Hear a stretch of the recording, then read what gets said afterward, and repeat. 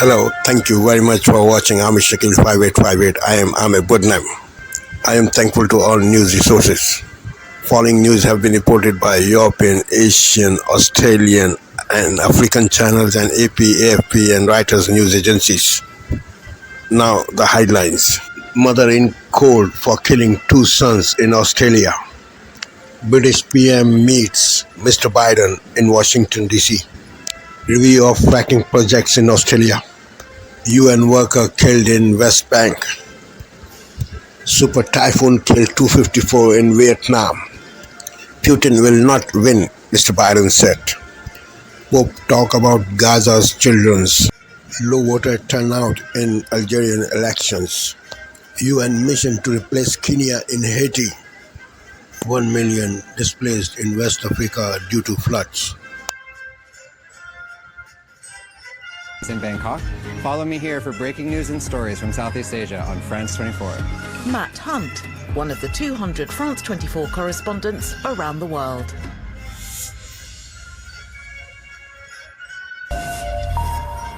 Hello, you're watching Daybreak here on France 24. My name's Peter O'Brien. Here are your headlines.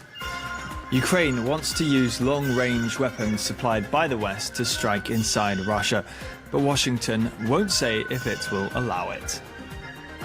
Tunisians hit the streets in protest as dozens of opposition party members are arrested amid an election season crackdown. And the US government moves in to mediate talks between Boeing and thousands of striking factory workers who've rejected a first wage proposal from the troubled aerospace company.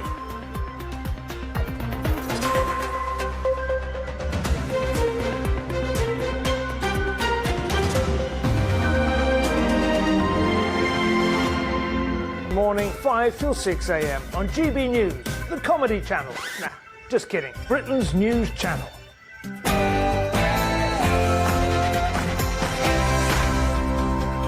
Seriously? Good morning. Shocking new figures show that 7 in 10 disabled pensioners will lose their fuel payments this winter. The Department for Work and Pensions admits 1.6 million disabled people who rely on the benefit will miss out. And that's just days after more than 50 Labour MPs defied Sir Keir Starmer to abstain from his crucial vote to scrap the payment that so many people have come to rely on. A stalemate for Starmer as he and Foreign Secretary David Lammy leave Washington after failing to persuade US President Joe Biden to give Ukraine access to our long-range missiles.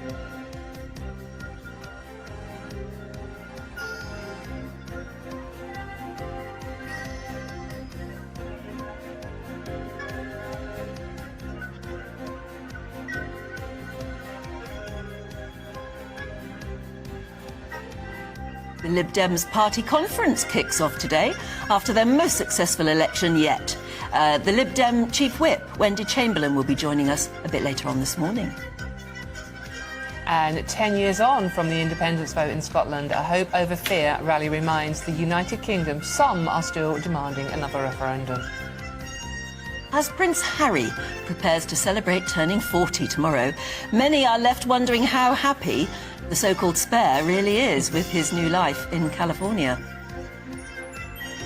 And as a new season of Strictly Come Dancing starts tonight, we ask whether it's time the BBC hangs up those dancing shoes and calls it a day.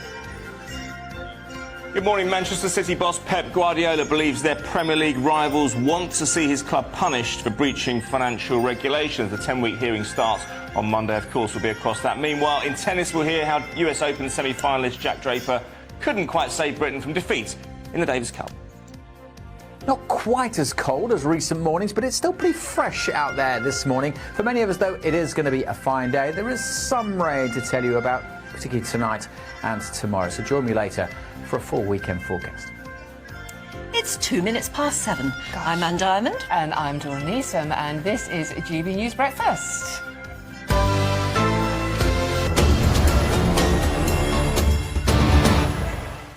About 24 million Algerians were eligible to vote in the presidential polls Saturday. According to official figures, the provisional turnout didn't reach 50%. To address a funding crisis for the Kenya-led mission helping the Haitian police, a UN peacekeeping force could make a comeback on the island. in a sex ring. Recent heavy rains and floods across Mali, Nigeria and Niger have forced nearly 950,000 people away from their homes.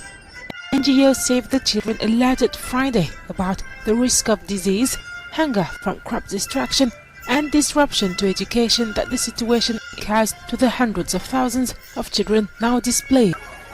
Lo que se necesita es que se soporte.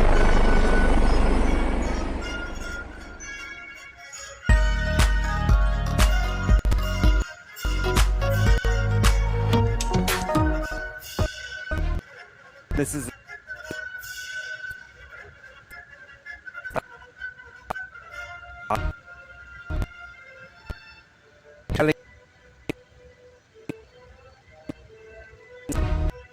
fire in Prague erect anti-flood barriers as a Central Europe.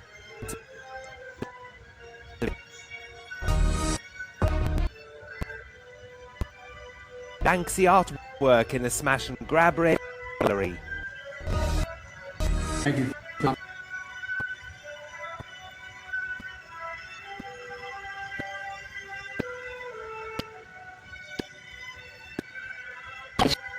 Israel's military says it's defeated Hamas's Rafah brigade.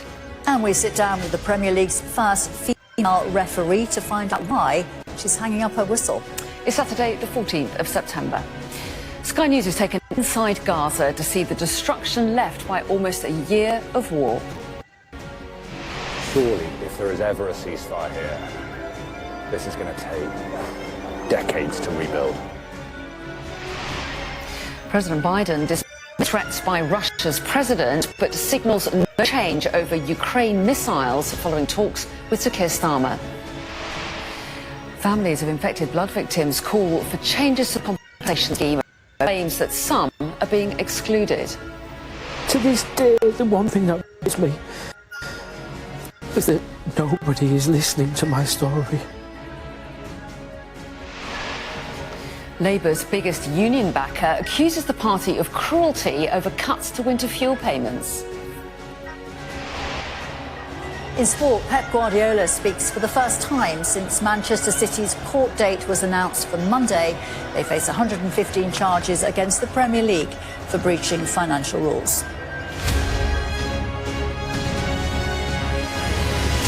Widespread flooding. Hundreds of thousands of people have been forced out of their homes.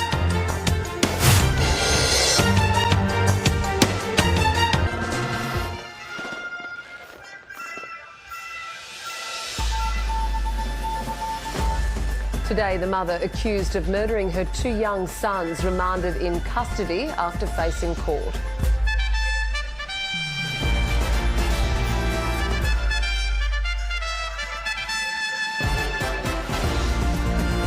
The British PM meets with President Biden at the White House, but no word if Ukraine will be allowed greater use of long-range weapons. The Environment Minister orders a review of fracking projects in the Northern Territory's Beetaloo Basin. And from galaxies far away to a solar eclipse, the winners of the Astronomy Photographer of the Year competition are announced.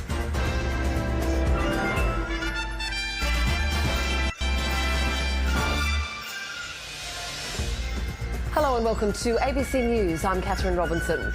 The mother of two boys allegedly stabbed to death west of Sydney on Tuesday has faced...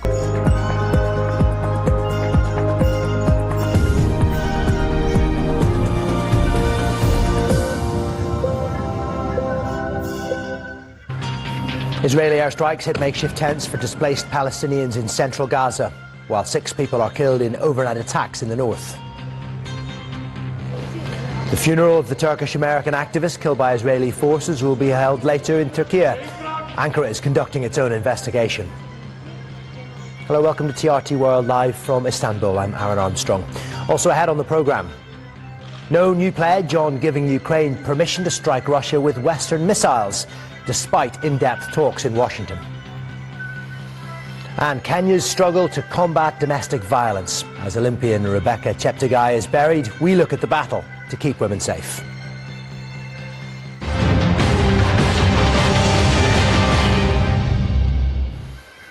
Several people have...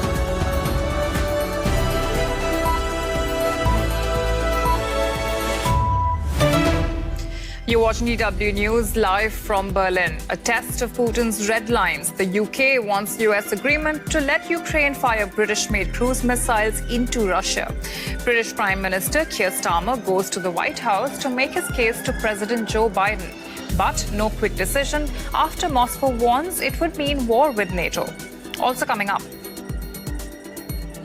A judge in Brazil seizes some $3 million from accounts belonging to Elon Musk's companies X and Starlink, the latest in Musk's ongoing dispute with Brazil's authorities. And rescuers race to save people trapped by some of the worst ever flooding in Nigeria. Aid workers say the disaster is compounding an already existing food shortage in the country's northeast.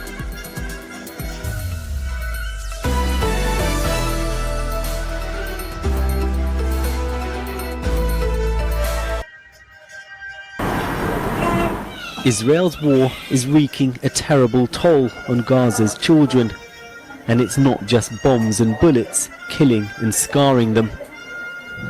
Forced to flee their homes, living in squalor, disease is now rampant, including painful skin infections.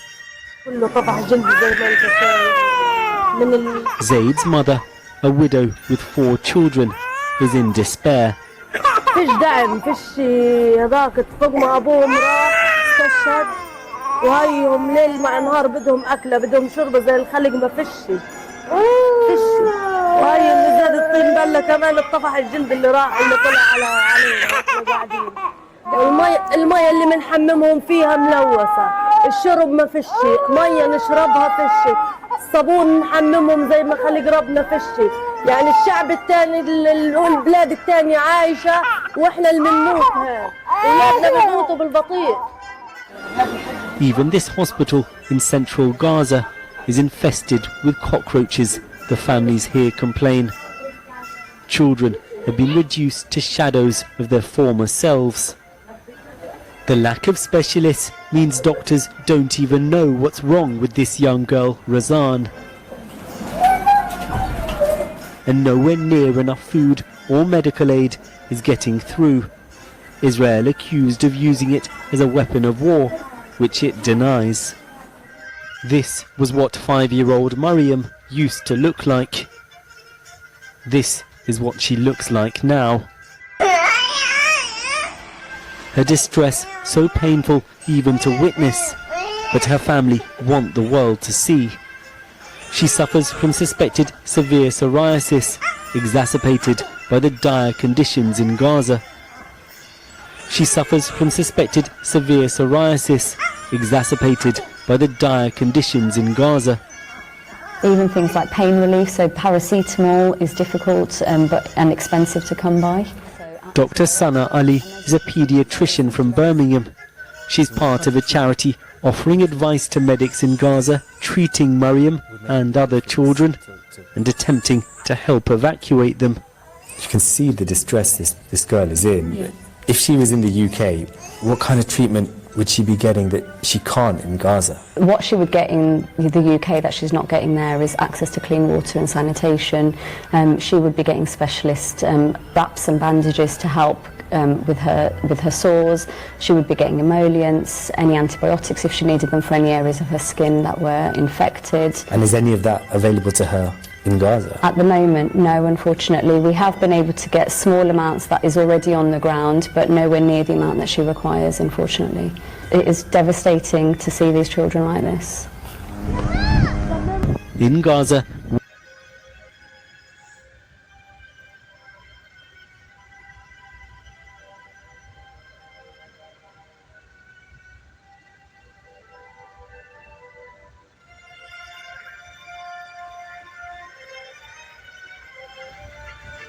Thank you for watching and privilege of your time. This is Amir Shakil 5858. I am Amir Woodman. Have a good life.